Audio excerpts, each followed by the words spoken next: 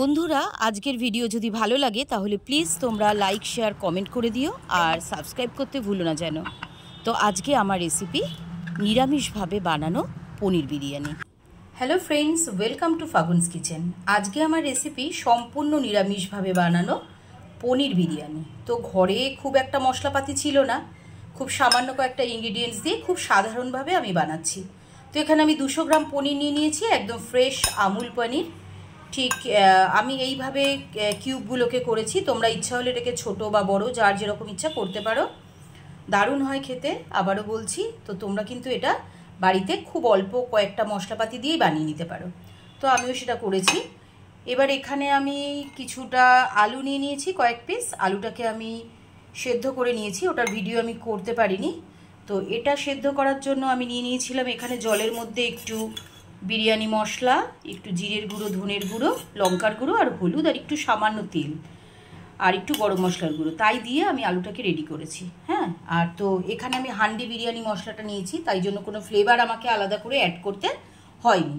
আর এখানে একটু মিষ্টি, মানে চিনি একটুখানি, অল্প নুন, যেরকম নুন লাগে আর কি, আর ধনের গুঁড়ো, জিরের গুঁড়ো এখানে মিক্সড করা আছে, আর একটু লঙ্কার গুঁড়ো আমি অ্যাড করব।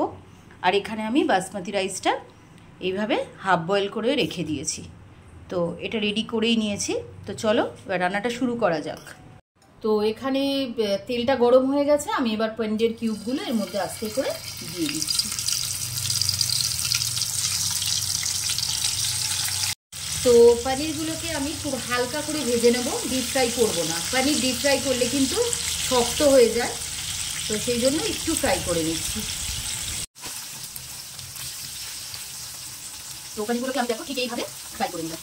পনির ফ্রাই করা হয়ে গেছে, এবার আমি এক এক করে ফ্রাইগুলোকে তুলে দিচ্ছি।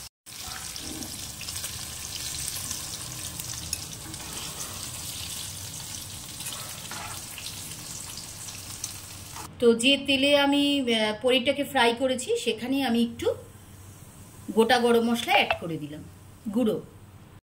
এবার এর মধ্যে আমি দিয়ে দিচ্ছি এখানে 1 চামচ মতো ধনের গুঁড়ো, জিরের গুঁড়ো।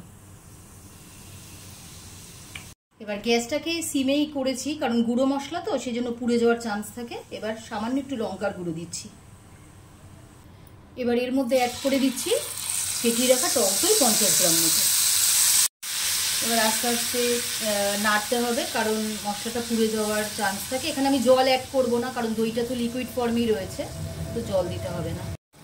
এবার এর মধ্যে দিয়ে দিচ্ছি স্বাদ মতো নুন, কারণ রাইসটা আমি একটু বয়েল করার সময় নুন অ্যাড করেছিলাম, তাই একদম অল্প দিলাম, লাগলে পরে দেব। এবার দিয়ে দিচ্ছি স্বাদ মতো চিনি। চিনি এখানে আমি 1 চামচ মতো অ্যাড করছি। তো মশলাটাকে ভালো করে কষিয়ে নিচ্ছি, খুব সামান্য সময় লাগবে, কারণ বিশেষ কিছু মশলা তো নেই, আমি প্রথমেই বললাম একদম নিরামিষভাবে এটা বানানো হচ্ছে। এবার এখানে হাফ চামচ মতো হলুদ আমি অ্যাড করছি, যেহেতু এখানে আমি কোনো কালার বা কিছু ইউজ করছি না, তো সেই জন্য এখানে হাফ চামচ মতো হলুদ আমি অ্যাড করে দিলাম। তো আমি যখন তেলটা গরম করেছিলাম তার মধ্যে আমি একটু গরম মশলার গুঁড়ো অ্যাড করেছিলাম, তাতে ফ্লেভারটা কিন্তু খুব সুন্দর আসে। তো মশলাটা আমার কষানো হয়ে গেছে, এবার আমি ভেজে রাখা পনিরগুলোকে এর মধ্যে অ্যাড করে দিচ্ছি।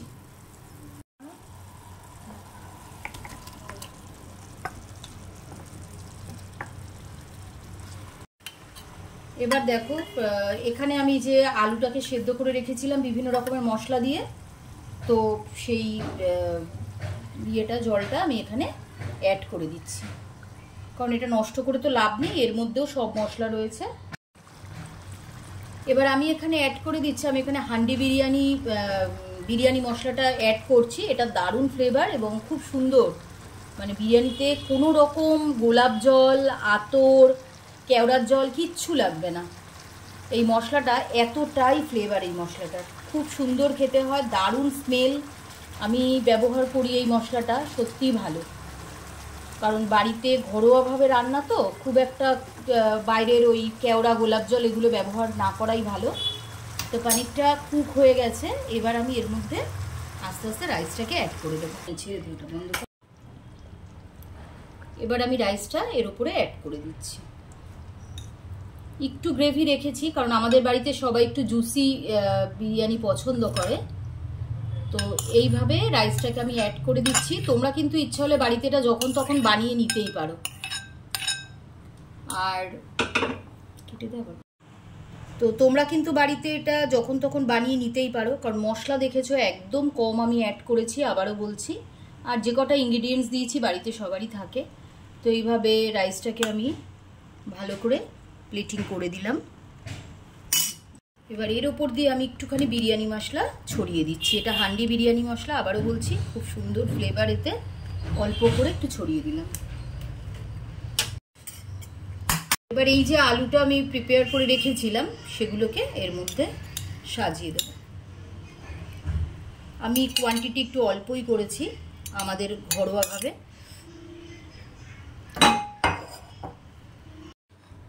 তো আর একটু রাইস ছিল, সেটা আমি ওপর থেকে দিয়ে দিচ্ছি।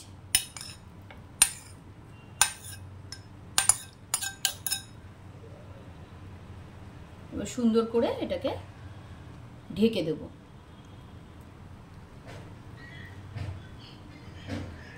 নুন মিষ্টি এগুলো তো আগে থেকেই দেওয়া রয়েছে, সেজন্য আর দেওয়ার প্রয়োজন নেই, কারণ রাইসটা হওয়ার সময়তেও আমি জলের মধ্যে বেশ খানিকটা নুন দিয়েছিলাম। এবার ওপর দিয়ে আমি আবার একটু মশলা দিয়ে দিচ্ছি। ব্যাস, এটাতে তো বেরেস্তা বা অন্য কিছু পেঁয়াজ রসুন আদা কিছুই ব্যবহার হবে না, তো তাই জন্য আমি এখানে মশলাটা একটু এক্সট্রা মানে একটু বেশি অ্যাড করে দিচ্ছি। তো এইভাবে মোটামুটি 10 মিনিট মতো একদম স্টিমে রাখলেই রাইসটা পুরো রেডি হয়ে যাবে। মিনিট পরে আমি ঢাকনাটা সরিয়ে নিলাম। তো পনির ভেজ বিরিয়ানি আমার রেডি। এবার আমি একটু সার্ভ করে দিচ্ছি। এইভাবে ভেজ বিরিয়ানি বাড়িতে তোমরা কিন্তু বানিয়ে নিতেই পারো, আর খুব টেস্টি হয় খেতে।